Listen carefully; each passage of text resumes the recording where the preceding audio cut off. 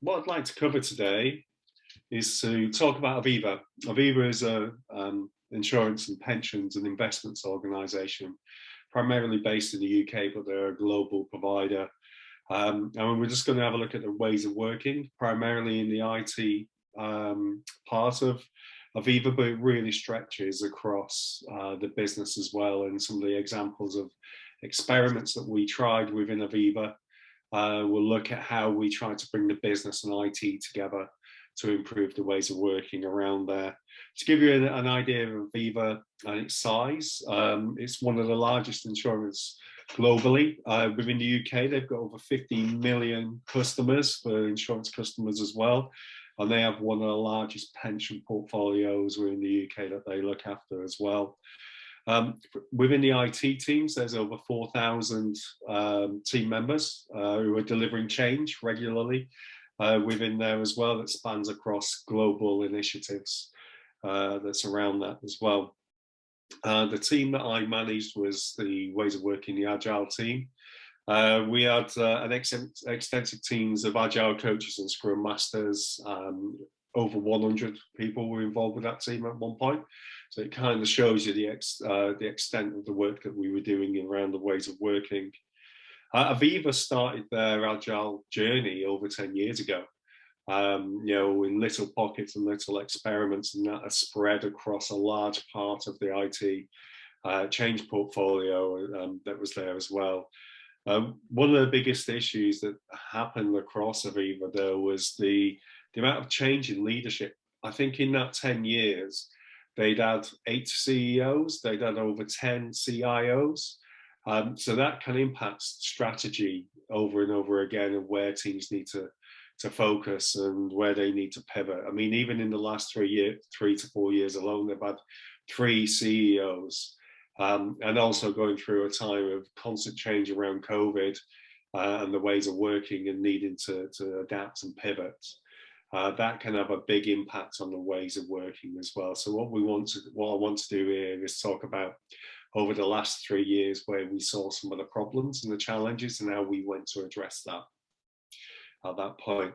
One of the biggest things that really took off in the last few years, though, was the building of communities of practice across Aviva. And they weren't just an agile community of practices.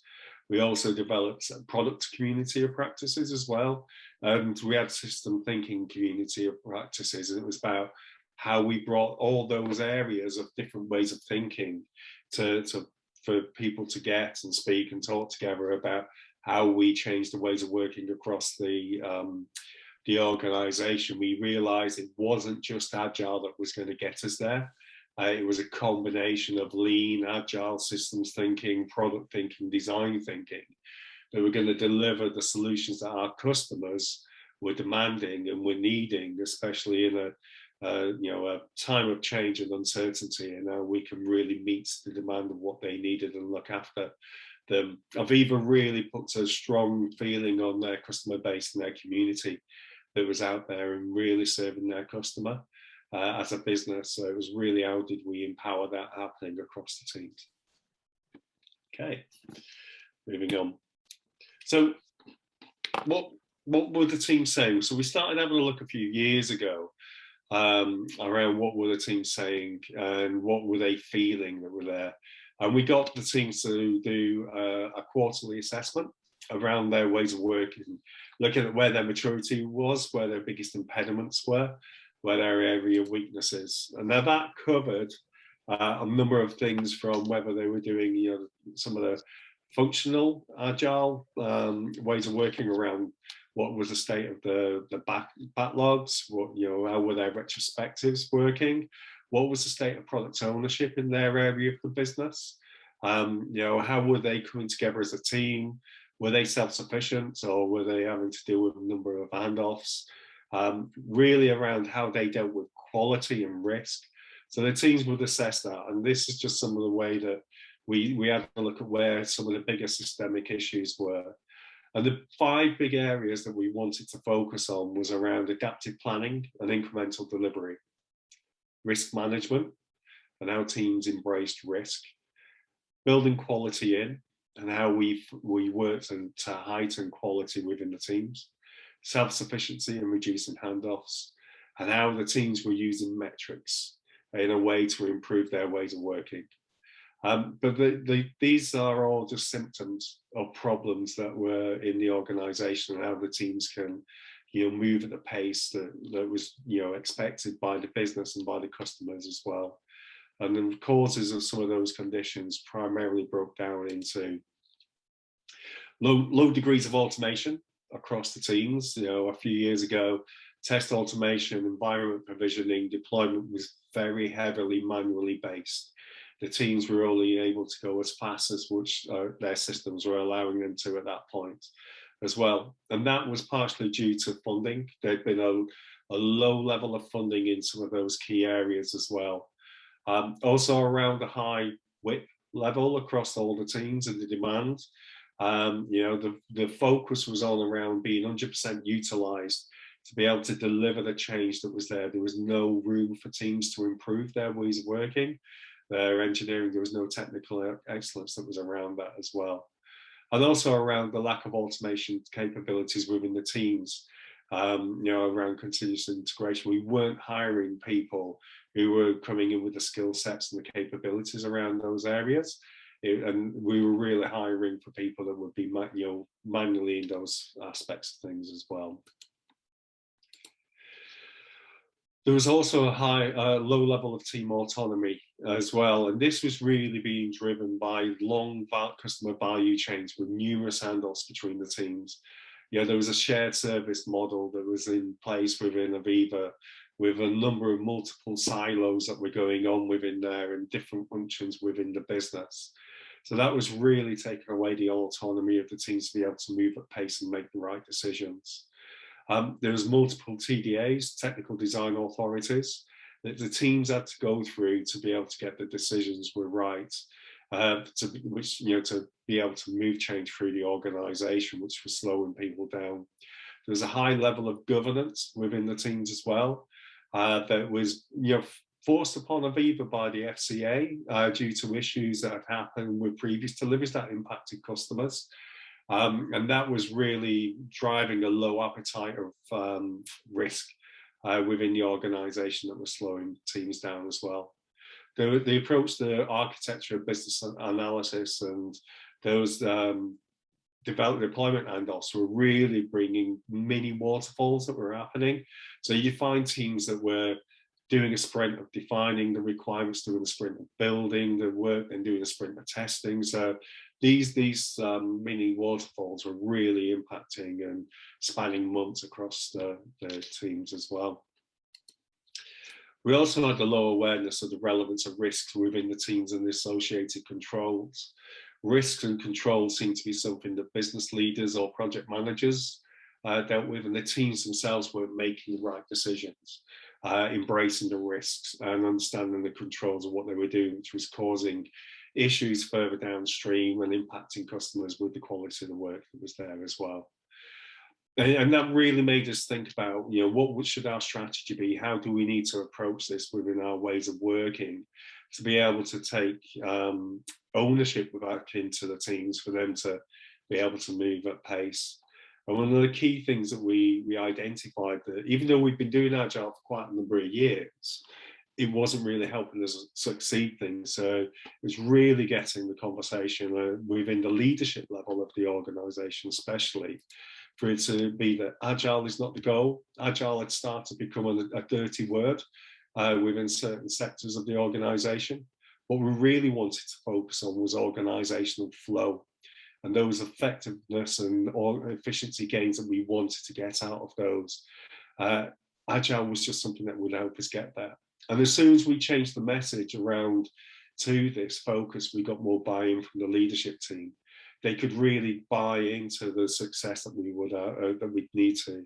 We were moving away from outputs into outcome focus within that leadership teams, and our teams can then look at practices, look at ways of working to be able to improve that organizational flow and measure that. Any questions at the moment that's coming through? I'm not seeing any in chat. anything that resonates with anybody there within your organizations that you've seen previously?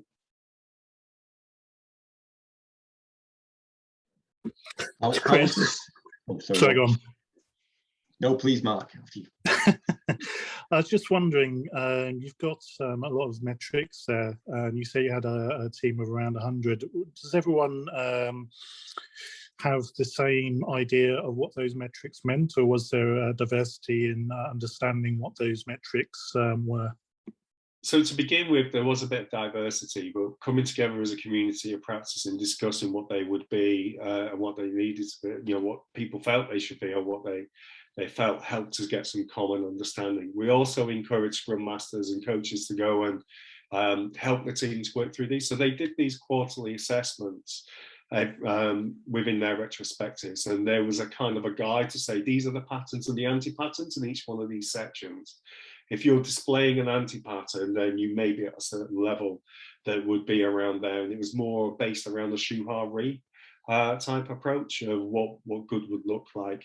And it also allowed the teams to have a plan that if they wanted to tackle something that quarter, whether it's around backlog management, whether it's around team metrics, what would be that next level? What would be that next pattern that they may want to have a look at doing to take them to that level as well? And we were encouraging the teams to create their own continuous improvement plans to be able to push those things forward. Did that answer your question? Yeah, thanks. Great. Matt, I think you were going to say something. Yeah, I was just going to ask about the conversations around happiness and value. So the teams were measuring their happiness, team happiness around their work as well, and they factored in. This was just around some of the working factors that we had in there, and value was always measured. We were hoping that the product owners would deliver the value. One of the biggest challenges, though, that we started getting into conversations, especially around governance, was attribution of benefits for the work that we were doing. The high level of WIP was, really driving this kind of lack of prioritization of work that was going on, especially when we saw some of the economical challenges and we had to deprioritize some of the portfolio work that we were doing. But it was one of the biggest frustrations of the leadership that a lot of the business cases were being put together with benefits and value that they would be delivering, and it was very hard to attribute the actual work that we were doing around that. And that really started that conversation of moving away from a project approach to a product approach, because the teams were stood up and they'd run their initiative, normally less than 12 months, because we had the annual planning cycle, then they disbanded. You couldn't really see whether those benefits were there. There was no ownership of the benefits as well. Even product owners was a part-time role within the organization. It was a side desk role as well. So what you'd find was that we used to joke, the slowest person out of the room ended up being the product owner. They weren't necessarily the ones with the right skills.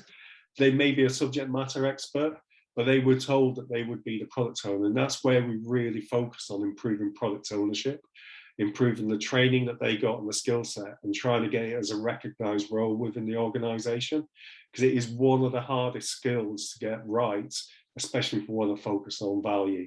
And we did that. We changed the training that we offered to the product owners. We focused on really defining what value would be around there, and that journey is still ongoing at the moment. Okay, great. I'll move on to the next slide. So our journey, what does that mean? You've probably all seen this before. So the reality of Agile in most enterprise organizations is really that it's a water scrum fall aspect of things, especially when you have an annual budget that needs to be set and a planning cycle that goes within it as well.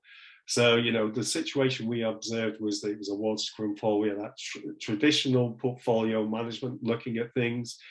Good looked like 7 months worth of planning before the work got to the teams. I think the longest project I found within Aviva was 10 years. And that was only to release the first MVP as well, which was quite shocking. The average time of a project was over 2.5 years. When we started digging into the work that was there. So it was about how can we reduce that time to market? How can we, you know, from idea to cash, focusing on some of the things around that? Where the teams were agile in their pockets of doing Scrum or Kanban, they were really optimized well to deliver the work that they needed to do. But the other aspect was that work would sit around waiting to be released for quite a long time because of the way that we hadn't invested in automation and capabilities to do CI/CD. You know, we had that fall aspect. Work could sit around for 7-8 weeks before it'd be released in some of the quicker parts of the organization. So it was really how could we bring that to the leadership's attention, and where do we need to focus on as a strategy? So we broke it down into 2 areas. So what we would start doing next was embracing some of the DevOps practices so that we could really focus on having an agile friendly operations team to think around continuous delivery and supply, bringing in the ethos of you build it, you run it as well, so that we can understand about technical debt that we're developing and how that is actually hampering us and slowing us down. And then later think about that adaptive planning side of things as well. So how can we really think about improving our time to market as a collective responsibility between the business and IT? Because a lot of the work that happened in that adaptive planning section was within the business side of things. And as I'll come on to a slide later around some of the system conditions, that separation of business and IT was a key thing that we needed to get across. Does that look familiar to a number of people working in organizations where you start or where you're on your journey?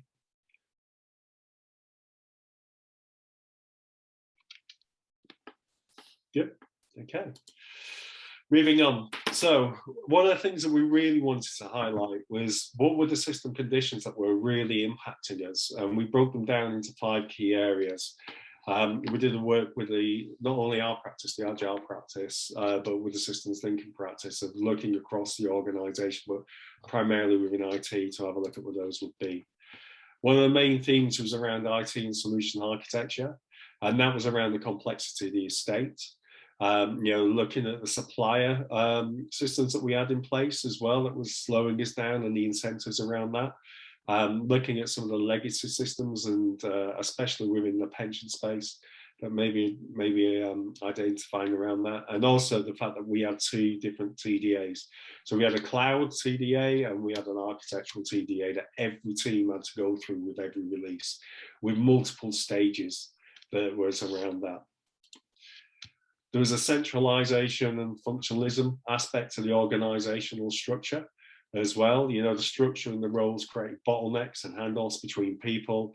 You know, if there was a role that was needed, there was normally one person doing that role. There wasn't this idea of having T-shaped roles. It was more of that siloed I-shaped roles. You know, there was the change framework that was introduced by the FCA, and the way people are taking that and looks at how do we apply that in the way that we deliver change was driving that water scrum fall approach. All the upfront planning, needing to know all the outcomes, all the budgeting that goes around that, the management of risk. Also looking at, you know, we had a look at this thing, what we call the, you know, developer surround ratio. For every developer, how many people do we have involved with the system to deliver the work? And that high developer surround ratio was really a symptom of the complexity of the process. You know, in some areas that was 30 to 40 people supporting one developer to deliver the work. And that was primarily to deal with the governance, the risk, the reporting that went on, the manual levels of testing that was around that as well. So there was more people watching the people do the work than actually doing the work as well. I'll see in the comments a few people like the idea of that developer surround ratio. It can be a double-edged sword, because some leaders think that they can use it to look at where they can cut costs. Really, it's really to highlight where are the inefficiencies. I think some people call it the organizational BMI. So how fatty is your organization? It's about how can you become as lean as possible to be able, because, you know, the more fatty you are, the slower it takes to deliver the work around that. Mark, you're asking a question. You said the driver was changing to outcome. How was this measured, and are the product owners now empowered to prioritize benefits and measure them? That's still ongoing. We're trying to move people to, or I were, because I'm not with Aviva anymore, trying to move people to focus on outcomes instead of outputs. And it being able within their business cases for the work in the initiatives to really identify early what those outcomes should be and how can you evidence them as well. There is a move at the moment to move away from products to product aligned teams as well, and that's part of the IT strategy over the next 3 years as well. Okay. Was there a senior surround ratio manager? That included all senior management, line management within those things where we started to count people that were involved within the surround ratio as well. There was I wouldn't say top heavy, there was more like a bulge in the middle where we saw the number of managers that were in that aspect of things. And that some of that was symptomatic as well of having a large number of people who were outsourced as global partners as well, that we saw that kind of bulge within that middle as well. Andrew, have you tried to cascade down from outcomes using flight levels? Not at the moment. They were still in the early days of looking at this before I left. Going on with some of the other system conditions, funding. So there was a low efficiency in the spinning up and closing down of teams. One of the things we saw as we look at the maturity of the teams over the years, you saw this kind of ripple effect that mirrored the funding cycle, which meant that teams were, brought together at the beginning of the funding cycle and then disbanded as the projects came to the end, and the maturity was being impacted by that. And you could see that kind of causality around that as well. The need for the business cases and strict ROIs that were being implemented as well around funding meant that there was a low appetite for experimentation and for work to be emergent around it as well. Only 80% of the job is done as they sought higher ROIs with the work that we was doing. So we were forcing technical debts into the system over and over again as well.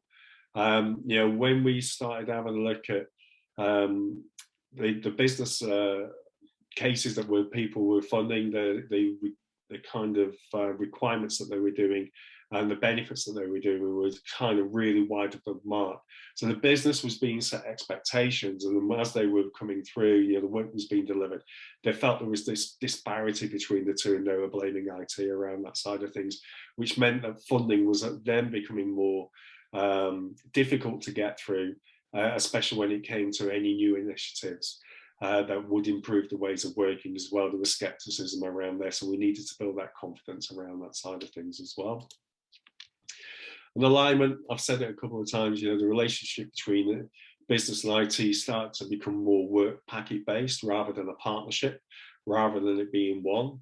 There was also a lack of purpose linked to the customer outcomes as well. IT was seen as a cost center, and it was managed as a cost center, not as a partner. And that was really key. So there was something that we really needed to overcome for people to understand that IT isn't a separate thing. It's ubiquitous within the business. Every business now who are progressing are embracing IT. Digital isn't something that's a newfound thing. Digital has been around since there's been computers. So we needed to change the language that was happening around some of that work that was going as well. But it was a two-way thing. The IT really didn't understand the business. They didn't understand the customer. They didn't understand the business models, the economic drivers that matter to the business. So they weren't making the right decisions with the solutions that were happening. So that's where we saw that disconnect happen quite a bit. And then knowledge, that disconnect between the knowledge between the two was key. So that really, when we really dug into those system conditions and that discussion at the senior level, it really helped us talk about why we needed to change. Okay? What was really interesting though, the business recognized these system conditions and the symptoms of around what they were more than the IT leadership. And they were the ones who wanted to change more than some of the IT leadership as well.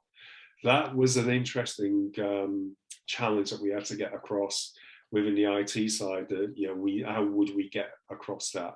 How could we move forward within this? Because this challenged a lot of the perceived thoughts of some of the senior leaders and the way that you approach delivering change within an organization as well. So we realized that we had to take these people on a journey and what that would be and how could we get them to move away from the status quo. Okay.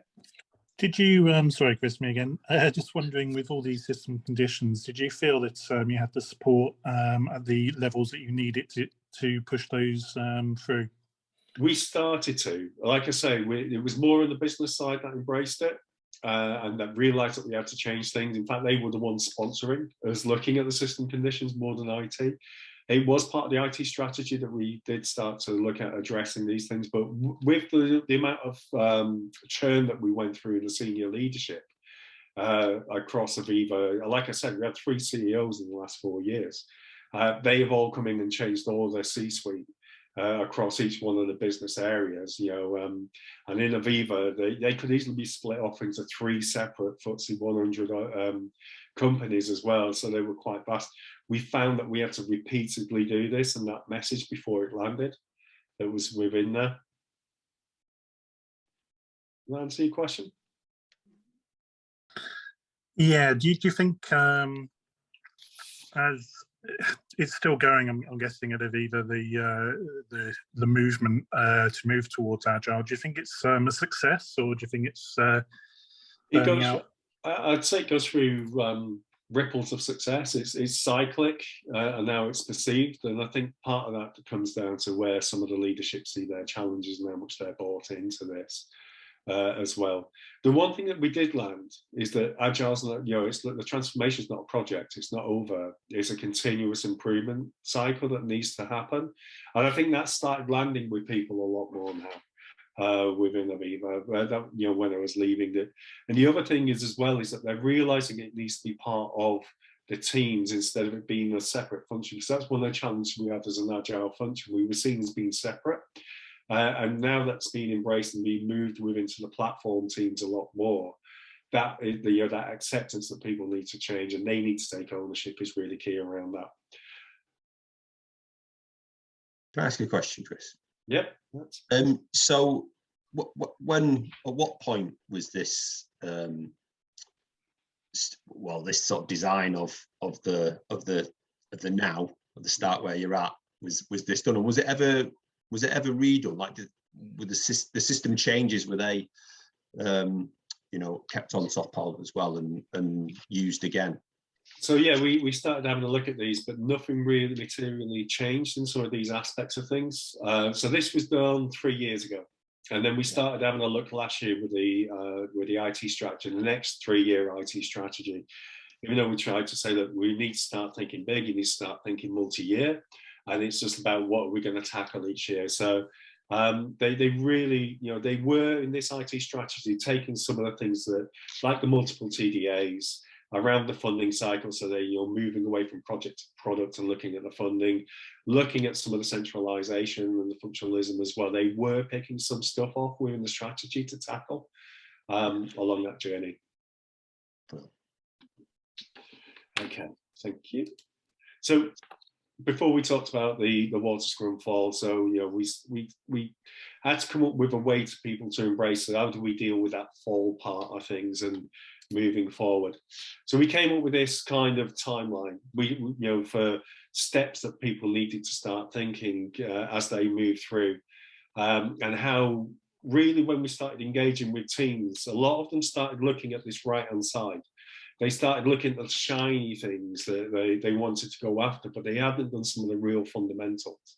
And it was really key that we started to try and pull them back and start thinking about some of those fundamental aspects of things that need to be right for the other things to succeed around it. And these were just like, I think one of the challenges we had was people wanted a prescription. People wanted to, you know, to have a look at what was right for them. So we kind of said, well, these are the things you needed to consider as you go through. But some of the real fundamental things is start having a look at deprecating the role of manual testing and embracing automated testing. You know, build that into the projects that you've got there, so that we fund automated testing, we fund the discovery around that side of things, instead of what was happening, especially when you looked at the rate card, the manual testers were cheaper. Project managers would just want to have the manual testers and them to work in the bits that they needed. So we needed that to be in place. Persistent funding of teams needed to be there as well, to move away from this project aspect of things, and that has really kicked on. They're really exploring how they can do that. What does that mean? And actually, we did a system thinking exercise of looking at the cost of the project cycle that they go through at the moment, and just the administration work of that project cycle would bring about £1 million saving. The effort that goes into that aspect of the work that happens annually around that side of things. Then on top of that, it's the overhead of managing the resources and moving them around each year would bring in additional costs around it as well. And then the other thing, the other fundamental, was to start thinking of run and change as one thing, not as two separate things. You know, to think about bringing them together. It's not, you know, bringing that ethos, you build it, you run it would be the ideal, but at least get them speaking, at least get them understanding the consequences of the building of technical debt. And then we just said some of these items on here are really practices from a DevOps mindset, to people start thinking about and looking about what was right for them in their teams. It wasn't a prescription, it wasn't a one size fits all. So on some of the platforms and the systems, they could do TDD. Some of them couldn't, because of the solution was a SaaS type solution. You know, so it was about what was right for them and how could they start bringing into these type of things as well. And then to start having a look at each one of these steps before they moved on and tackle one of these things and get them in place. So all the different teams are on different journeys, the different platforms are on different journeys. And we wanted to set up a culture of continuous improvement. What is your roadmap? What is your plan? What are you going to experiment with? And what you're going to see if it's going to deliver the results and the hypotheses that you add around those type of things as well. Any questions on that?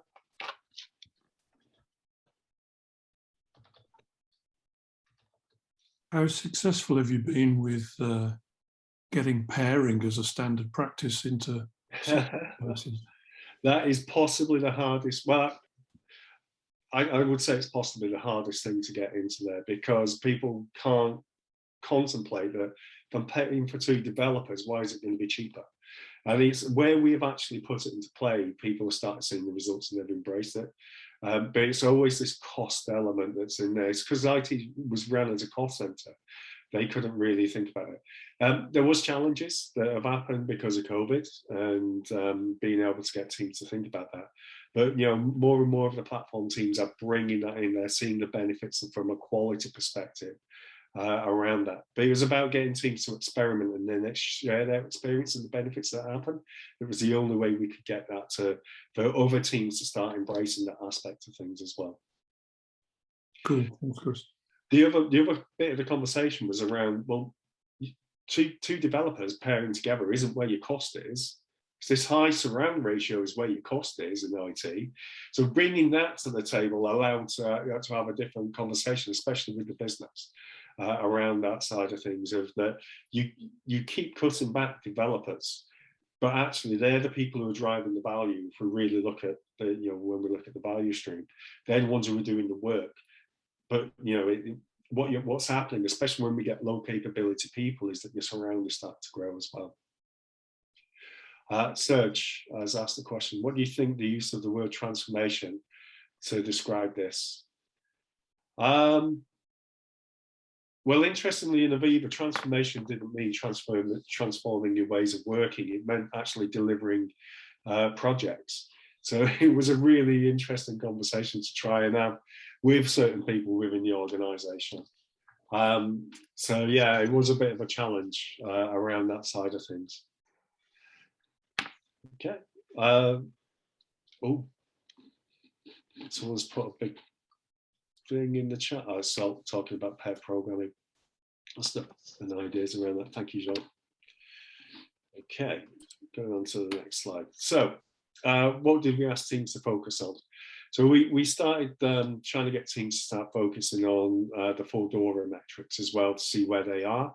And then once they understood where they were within those 4 DORA metrics, what practices could they start looking at, so where they would have an impact on improving those metrics as well. And also grouping up into pace and quality. We really tried, there was a lot of buzz around DevOps. Obviously, there's a big marketing thing going on around DevOps, like Agile was earlier in this decade as well. So a lot of people were getting excited about DevOps. But really, it was about them to get a grasp of an understanding that DevOps really focuses on pace and quality, and that Agile really, can help you focus on value. And it's about balancing those 3 things together. But as a team, if you had problems with your deployment frequency, what practices could help you with that? If you had problems with reducing your change lead time, what practices could help you with that? And to try and help teams have a look at where they should focus on to move some of those aspects of things. And this really helped with teams to grasp why these things were important and what they could do and what they could control to improve those things. The other thing, sorry, I'm just going to go back to the previous slide. The only thing that was outside the IT team's control here that they couldn't change was the persistent funding conversation. Everything else was within IT's sphere of influence to change if they wanted to change their behaviors, their practices as well. And once that light bulb went off with people, they realized that they could, instead of complaining about the problems that they had, they were in control of some of their destiny. They could start moving that thing forward. We also then, across the platforms, we kind of looked at a lightweight assessment that teams, and platforms could have a look at to see where were they compared to, the DORA report that was out there. So we kind of looked at this and said, right, okay, self-assessment, where are you? Just as a finger in the air, are you doing these practices or not? So we came up with this lightweight thing for people to go, well, this is where we are and where do we potentially want to do? And we got all the platforms to do this. And what we did, we mapped it across the architecture. This is a bit of a simplified architecture. And we then had a look at mapping. I've taken out all the systems names because, I've needed to. But each one of these was one of the platforms and one of the systems within Aviva. And it showed the maturity to the leadership of where, if you want to improve your DevOps maturity, this is the core estate, this is where the biggest problems are, and this is where you need to think about the effort to move this forward. This really resonated, this really got the IT, where I said before, with the systems conditions, the IT leadership were kind of skeptical or didn't know where they thought about things. This really resonated with them because it allowed them then to start having the conversation around, we need to fund our teams to remove technical debt, to improve our practices. This is where some of the challenges are that we've got around that. What we then did was look at where the volume of change was coming and mapped that across the same picture to highlight, we have some very high volume of change going through some of these areas where we've got the lowest maturity from a DevOps perspective. And this, you're wanting us to go faster, you want us to deliver value quicker.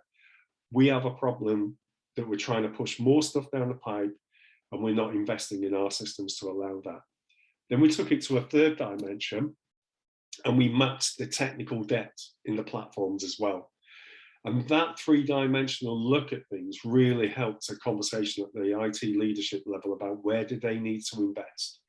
Where did they need to invest in the practices and the capabilities and from an IT strategy perspective?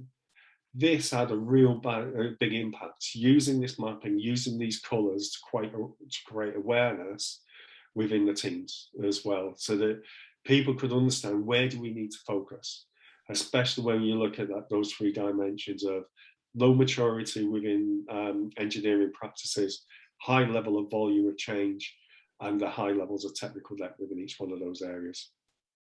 So it could create the hotspots. Any questions on that at the moment? Has anybody used any similar techniques as well to get the conversation moving?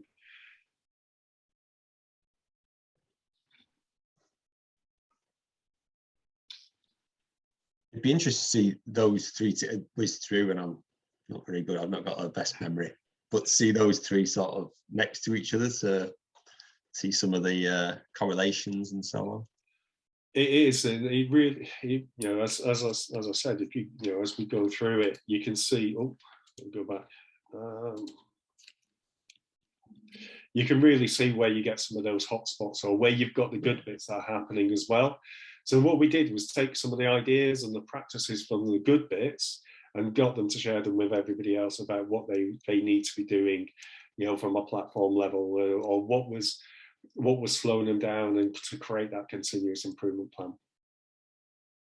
Okay, thank you. Okay, I'm going to finish off by talking about a team model experiment that we did as well. So this is something that we set up a couple of years ago, and it was having a look at how could we bring the business and IT together. And this was an initiative that was kicked off by ourselves and the systems thinking team. And it was really what we did to begin with. We did some simple mapping of a piece of change to highlight some of the problems that we had within IT and our time to market, and how we could improve things as well. So this is just a simple step through how things happened. Highlight the water scrum fall. This was just changing a drop down on an operations board to add a third option from a second option. So it was a 3-line code change that we followed through the system. What we did is we mapped how long it took for each stage to happen, the amount of work that was needed in each stage, and who was involved with the delivery of that change. So looking at that surround ratio again. So the summary of the timeline, it took 39 working days for us to deliver a 3-line code change. Yeah, it had 24 total touches in that time as well.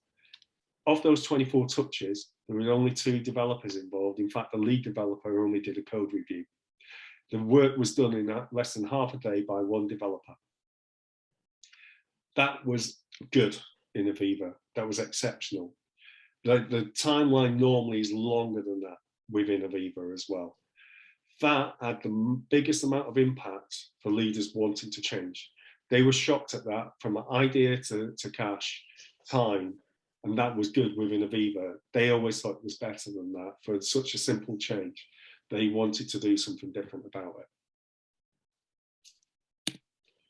So what did we do? We created the ops to ops model.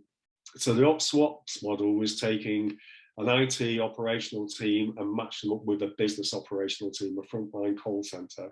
They would work together, they would sit together in the same location, and the IT team had to look at how do we take failure demand out of the operations team? What solutions can we work collectively on to be able to do it, and how quickly can we do that? So we had a look at, you know, from a systems thinking point of view, from a playbook point of view, and then look at the impediments, the interventions that we wanted to do to remove those aspects. That was the model where we wanted to get to. Eliminate waste. How can we improve first contact resolution? How can we remove failure demand out of the teams? That was the only brief they had, and collectively, the business teams and the IT teams had to deliver those things. So the playbook that we came up with was around those aspects of things. So the benefits: increased business value, reduce non-value waste, reduce business risk, and reduce the cost of delay.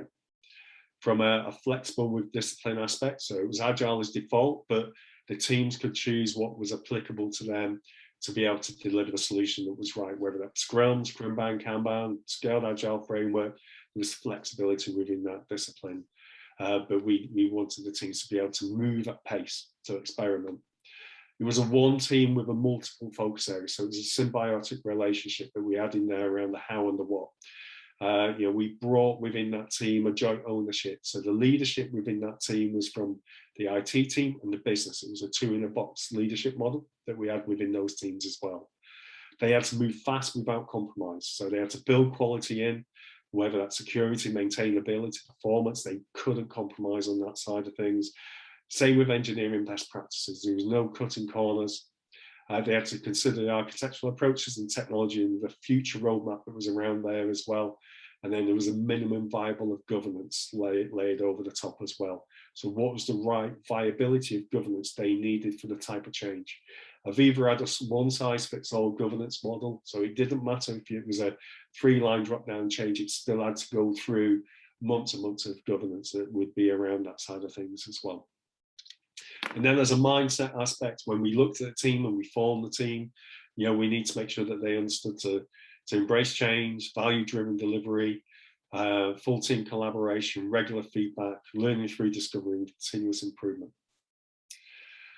So Tim's just asked the question, system thinking here is as in Deming, Vanguard, rather than the wider sense, e.g. systems dynamics side.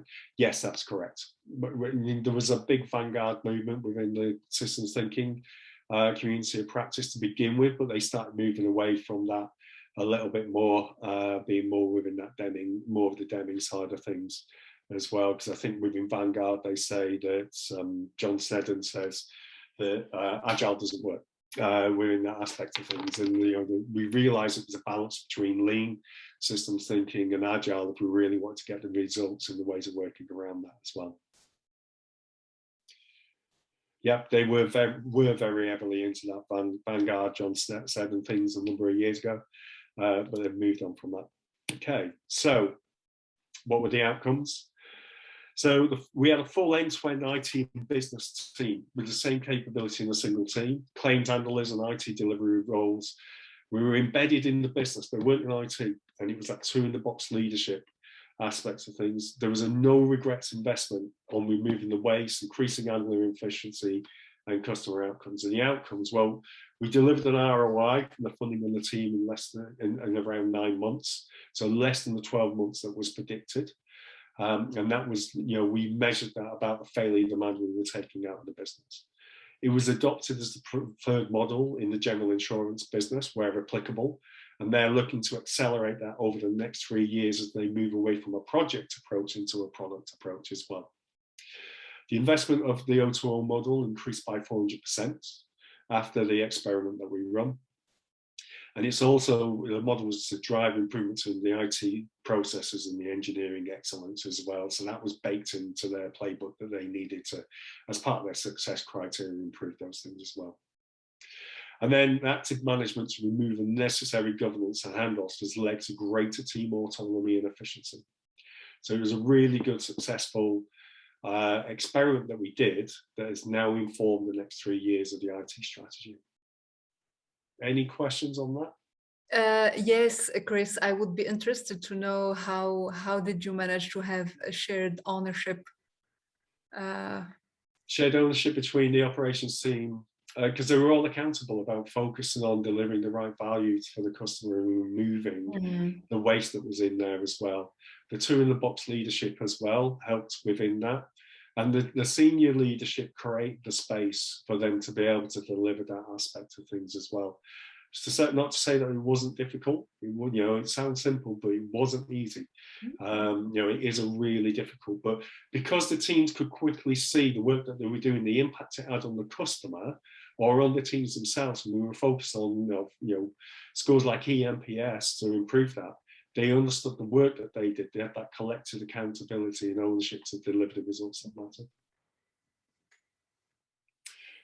Dina, I just saw your question. I think there's always a battle between IT and business alignment unless you set up the organisation to be as one.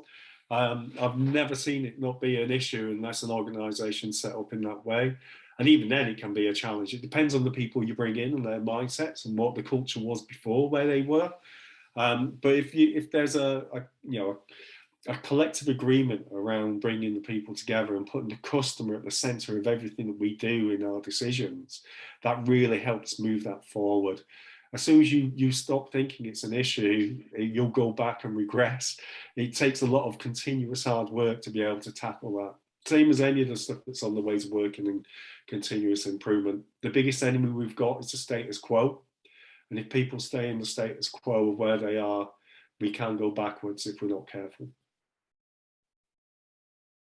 I also, just to add to that, I also think that, it's one of the misalignments, isn't it? And you only know how to align by understanding how misaligned you are. So, and you can only do that by striking up relationships. But I often speak with people about the fact that, we talk about IT in the business and people will often bring that into the conversation. And then when you drill down into it, like, what do you mean by the business? and then they actually name a whole load of other silos. So sales and marketing, engineering, manufacturing, R&D, legal, and actually those silos don't get on as much as IT don't get on with any of them as well. And I think that's why that's one of the lovely things about this group that we want to explore, is that whole organization agility. How do we create those flows of information between all of us? I wonder if you're in sales and marketing, I wonder how you refer to the rest of the organization. Is it sales and marketing in the business? Or... Yeah, I've come across that experience that they see themselves as separate from the business as well. Yeah. And that can be one of the first steps to understand, that they are part of the business. They need to understand the engines that drive the stuff that they sell at the end of the day, and having some of the collective responsibility around that. You've got to incentivize the right behaviors in that, from my experience, from a marketing and sales perspective. And the reward structures that come around it. And they soon start learning around the importance of the organisation, the support staff around that, if you can do that. Noel, yes, the team were just dedicated to that one team. So they weren't split across the teams. That was one of the biggest fights that we had around that. We had some functions that had silos and they wouldn't release people. So it was about how could we get them within there as well. I'm very happy to talk to you about how we can help you around that. And I'm amazed that you made it, because it's a huge challenge. Yeah, I think it is really. But when we highlighted the problem through all the stuff before that team, that really made people see where, collectively, if they wanted to change things, they needed to experiment. In terms of those DORA or Accelerate metrics, was there a dashboard, automated dashboard? Or? We started to ask the teams to generate their own metrics. It's been a slow adoption within the teams, but there is now, from what I understand, there will be a centralized dashboard. For the other metrics, there was a centralized dashboard, and we circulated them, we made them transparent. The same with the maturity assessments as well. We made them transparent. We reported them to senior leaderships, and we really got the conversation on the impediments. So what was the impediments that were slowing down productivity? What were the impediments that were slowing down maturity? And that got some real big buy-in from the CIOs about wanting to change our ways of working, and what they could do as a senior team, remove some of those impediments, especially the ones outside the team's control that were more of that systemic level. So yeah, we did have dashboards. They weren't sophisticated. I think I've seen some of the stuff you've produced previously. They weren't as sophisticated as that. We wanted the teams to use them themselves first, really, before we could, raise it up, because there was always a risk that they become weaponized if you're not careful. But it's really for the teams to use themselves around that aspect. Okay. Chris, you just briefly mentioned incentivization and reward. I'm wondering if you could tell us a bit more about that, about how that works. So this was working with marketing and sales teams, and one of the biggest challenges we had was that people would get paid their sales bonuses before the work was complete. In fact, even before the work started. So we moved the incentive around to once the work was complete and the business started seeing the benefits from it. Because we had a big issue of where there was mis-selling that was going on within the organisation. There was expectations set that was totally different to what the results were being delivered. So we changed the relationship to being around the conversation with the customer to pay around value that was delivered, long-term value as well around customers that they would attract. And then the sales and marketing team were rewarded on that aspect as well. We tried to take away any commission-based work, and that kind of didn't work to a degree, so we had to incentivize it. So once we moved that incentivization to the delivery of the outcomes that we expected and the results that we expected, you found the conversations that the sales team, the marketing teams, and the focus switched as well. So they were really thinking about lifetime value, the customer's experience. It really changed the dynamic. We had to change quite a few of the salespeople as well, because they didn't want to opt into that option. They voted with their feet when we put that in place, but it really did help around that aspect. Thank you, that's really helpful. Okay. sorry, there's a few other questions that have just come up. Let's see if I can get all these. Richard, really interesting talk and plenty of food for thought for me to apply. Richard, if you want to chat about anything, if you want to reach out, I'm happy to do that and see what we can do around that. I mean, that's why we're in the community. Leon, sales and marketing or manufacturing or silos everywhere. There are silos everywhere. Even within teams, you'll find silos within roles. So you'll find people go, I'm a tester, I'm not doing any development, or I'm a BA, I'm not doing any testing. So you will find those silos everywhere. And it's about how can we break down those silos is a really key aspect of around that. Joshua, how important is moving to in-source engineering versus outsourced delivery partners? Or is this a key part of Aviva? I think that's one of Aviva's biggest challenges as well. In fact, recently, I think there's more of a move to an outsourced delivery partnership. I think it can work depending on how you set up the relationship. The relationship needs to be more outcome focused instead of a T&M. I like to call it the bums on seats incentive for those partnerships that you see. And it's treated like a cost center. If you can turn that conversation around outcomes and reward on the outcomes, similar to the sales and the marketing conversation, you can get a different relationship. They use the word delivery partners, but they never set up the relationship to be partners. It's very transactional. There's no trusted partnerships in that relationship. So if you want to move, I feel, and move into getting that working right, you have to be a trusted partner on both sides of the coin on that aspect. And it's a very hard thing to get right. I've seen other organizations in-source, and when I said earlier why IT didn't want to challenge some of those system conditions was because they believed in a totally outsourced model around that. So it was about how could we convince them of moving into that aspect of things as well.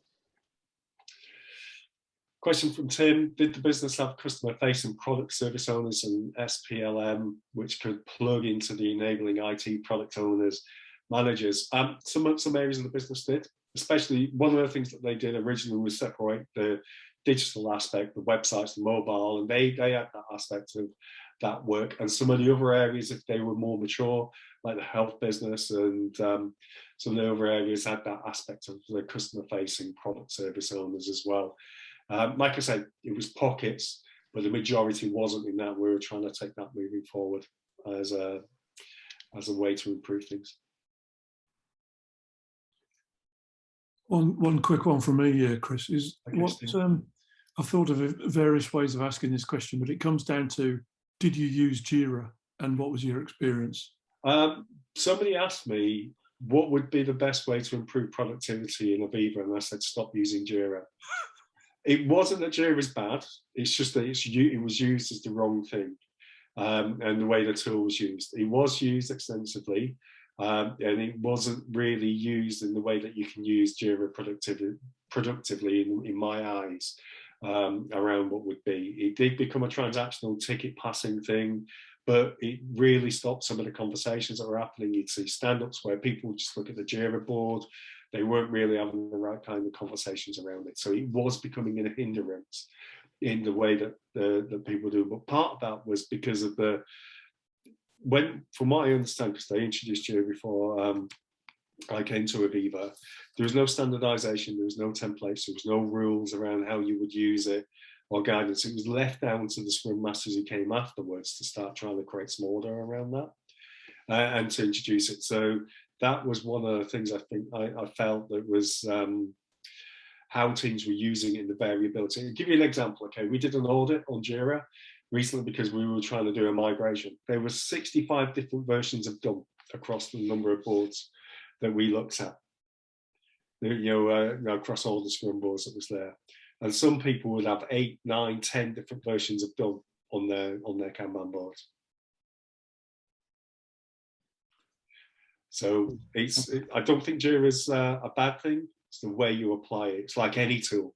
So you can do the same with Scrum. You can do the same with any tool that's out there. You can misuse it in a way that's not going to help you.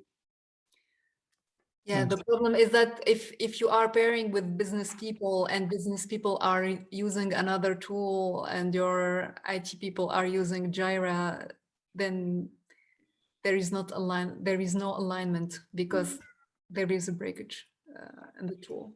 Yeah, I agree. You know, if you've got multiple systems of record, and that was one of the biggest challenges we had at the portfolio level, was that a lot of the programs I worked with just managed out of spreadsheets. You know, there was no portfolio view of the way things were working. There was a very manual process around that. So it was about how could we get that maturity as well within now? Could they embrace the tools that people had and were using in the dashboards as well?